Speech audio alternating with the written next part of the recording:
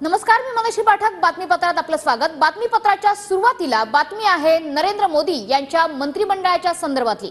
नवनिर्वाचित खासदारांना आता मंत्रिपदासाठी फोन यायला सुरुवात झालेली आहे. नितीन गडकरी, पीयूष गोयल, रामदास आठवलेंना मंत्रिपदासाठी फोन गेलेले आहेत, तर रक्षा खडसे, प्रतापराव जाधव यांना सुद्धा मंत्रिपदाकरता फोन गेलेला आहे. मंत्रिपदाची शपथ घेणाऱ्यांना 11:30 वाजता चहापानासाठी सुद्धा बोलावलं गेलंय.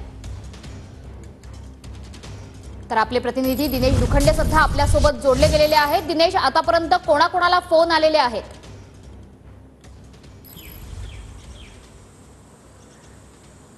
बघा, नरेंद्र मोदी यांच्या एनडीए प्रणित सरकारमध्ये महाराष्ट्रातून ज्या खासदारांना फोन आले आहेत त्यामध्ये प्रतापराव जाधव, पीयूष गोयल, रक्षा खडसे आणि रामदास आठवले यांना पीएमओतून फोन आल्याची माहिती खात्रीलायक सूत्रांकडून मिळते आहे. तसंच प्रतापराव जाधव यांच्याकडून तर अधिकृत त्यांच्या स्वीय सहायकांनीच ही माहिती दिलेली आहे की त्यांना पीएमओतून फोन आलेला आहे.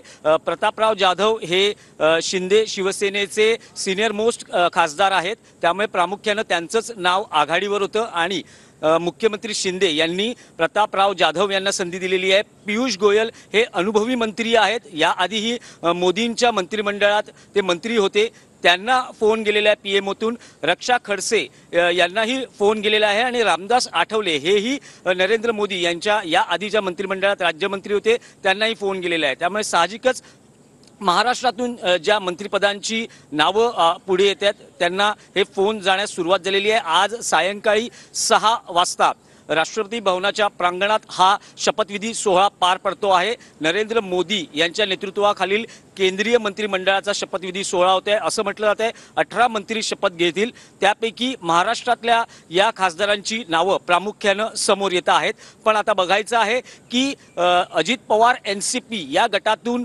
कोणाची वर्णी लागते, कोणाला फोन येतो. नक्कीच, त्याच्यामुळे शपथविधीसाठी आता केंद्रातून फोन जायला सुरुवात झाली आहे. महाराष्ट्रातून नितीन गडकरी, पीयूष गोयल यांना फोन गेलेले आहेत.